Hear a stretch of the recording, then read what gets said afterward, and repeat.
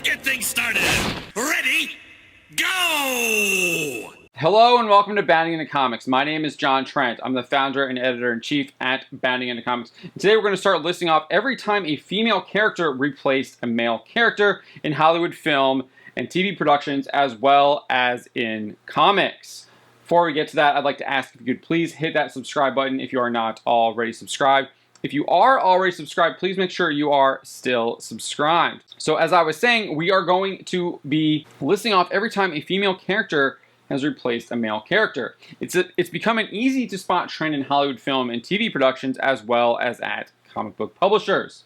Now, sometimes these characters directly inherit the male character's name and title, but there are also plenty of cases where the female character does not do this, but instead just takes on the leading role from the male characters. And we are not going to separate those two. We are going to be covering both of those cases.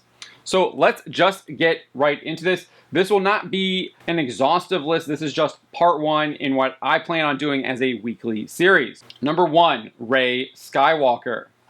After Disney purchased Lucasfilm, they rebooted the Star Wars universe with Star Wars The Force Awakens, a film that copies almost beat for beat the original Star Wars film. While Disney didn't call it a reboot, it's clear that this is exactly what it is. Not only did they reboot Star Wars with The Force Awakens, but they introduced a character named Rey, who would go on to replace legendary Jedi hero Luke Skywalker. In fact, in the final movie of the trilogy of this new Star Wars rebooted universe, Disney has Rey take the Skywalker name despite being a Palpatine. Number two, Riri Williams. Riri Williams was first introduced in Invincible Iron Man number 7 by writer Brian Michael Bendis and artist Mike Deodato. In her first appearance, she's clearly seen working on her own Iron Man-like suit. When the next volume of Invincible Iron Man dropped, Riri Williams would take on the mantle of Iron Man in Invincible Iron Man number 1. In that first issue, she says to herself, "Hi, okay, so lots to process. Tony Stark, Tony Stark, Tony Stark, Tony Stark. The Invincible Avenger Iron Man is no more. I was just getting to know him and now he's gone. I was just getting over the fact that he even knew my name. And now he's gone and I have armor. It's like it was meant to be or something. I don't even think that way, but this is too big and too connected.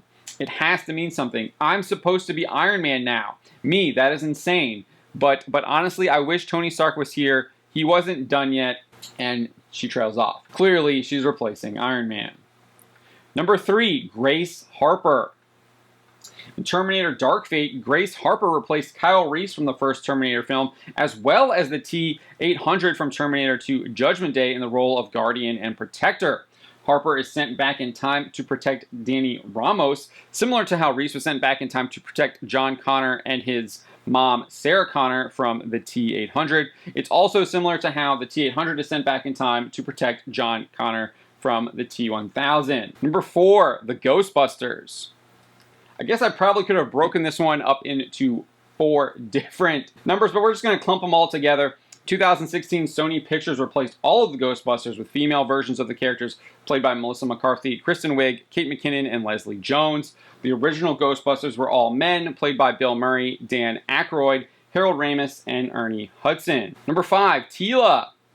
In Kevin Smith's recently released Masters of the Universe Revelation, Teela replaces He-Man as the main protagonist after He-Man is killed off. Smith explained the replacement, saying, "How we do it in episode 1 is he gives his effing life. He sacrifices his life. Now, you know, I've been accused of lying for saying that He-Man does no stepping aside. If He-Man giving his life for the entire universe is stepping aside, then Tony Stark stepped aside, Jesus Christ stepped aside. It's a messianic moment, and if you follow classic literature, the hero's arc, it's where the hero has to go eventually. You have to sacrifice your life for some greater cause. After He-Man is dead, Teela takes his place." And that's it for our part 1 of this ongoing list that I plan on doing every single week. If you have suggestions for future installments of this weekly series, please provide them in the comments below. My name is John Trent, and you've been watching Bounding Into Comics.